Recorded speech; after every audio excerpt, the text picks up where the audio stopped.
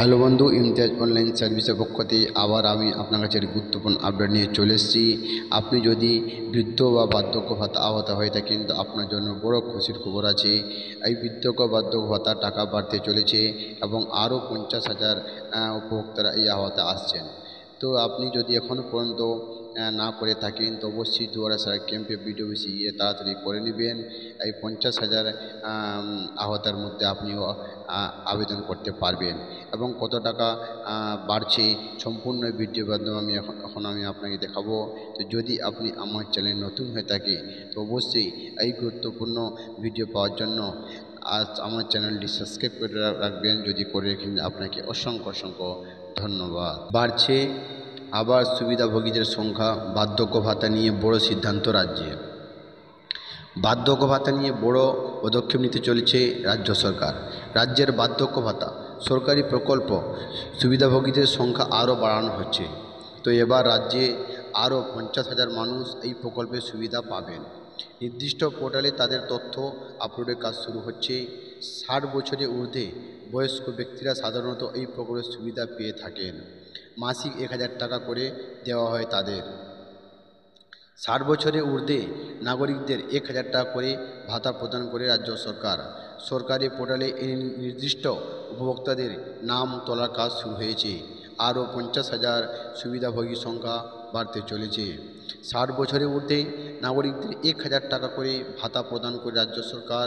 দুয়ারে সরকার ক্যাম্পের মাধ্যমে এই প্রকল্পের সুবিধাভোগীদের আবেদন গ্রহণ করা হয়। রাজ্য প্রশাসন সূত্রে খবর, রাজ্যের আরও 50,000 বৃদ্ধাদের এই প্রকল্পে আওতায় আনতে চলেছে রাজ্য সরকার। রাজ্যের রূপে 20,15,000 মানুষকে এই প্রকল্পের অধীনে বর্তমানে ভাতা দেওয়া হয়। মাসের শুরুতে সরাসরি সুবিধাভোগীদের ব্যাংক অ্যাকাউন্টে এই টাকা দেওয়া হয়।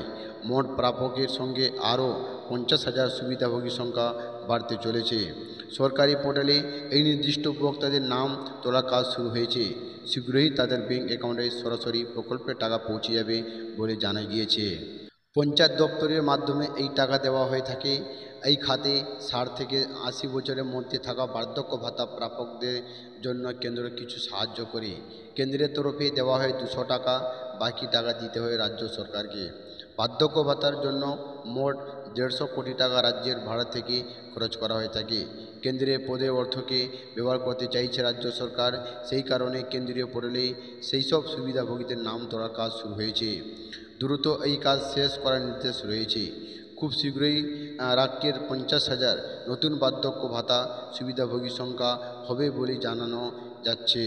সাধারণত যে সমস্ত ব্যক্তি 60 বছরের ঊর্ধ্বে বয়স এবং তাদের কাজ করার ক্ষমতা নেই তাদেরকে এই আর্থিক সাহায্য করা হয় রাজ্য সরকারের তরফে। বিশেষভাবে সক্ষমদের জন্য বয়সের ছাড় দেওয়া হয় এই প্রকল্পের মাধ্যমে। সেক্ষেত্রে বিশেষভাবে সক্ষমদের জন্য 55 বছর হলেও এই প্রকল্পের জন্য আবেদন করতে পারবেন তারা। শুধুমাত্র পশ্চিমবঙ্গের স্থায়ী বাসিন্দারা এই প্রকল্পে আবেদন করার সুযোগ পেয়ে থাকেন। পুরুষ এবং মহিলা উভয়ই আবেদন করতে পারবেন। রাজ্য সরকারের দেওয়া এই অর্থের জন্য প্রচুর মানুষ উপকৃত হয়েছেন। ইতিমধ্যে রাজ্যের বয়স্ক মানুষেরা বিশেষ আস্থাশীল হয়ে ওঠেন রাজ্য সরকারের প্রতি এই প্রকল্পের জন্য। এর আগেও মুখ্যমন্ত্রীকে একাধিকার বলতে শোনা গিয়েছে, লক্ষ্মীর ভাণ্ডার যেসব মহিলাদের দেওয়া হচ্ছে তাদেরকেও 60 বছর পেরিয়ে গেলে এই প্রকল্পে আওতাভুক্ত করে নেওয়া হবেই। লোকসভা নির্বাচনের পরে বার্ধক্য ভাতা নিয়ে সরকার আরও একটি বড় পদক্ষেপ নিল বলে মনে হচ্ছে। তো এই ছিল বন্ধু আজকের আপডেট। যদি আপনাকে ভালো লেগে থাকে তো অবশ্যই লাইক করবেন এবং বন্ধুদের শেয়ার করতে ভুলবেন না।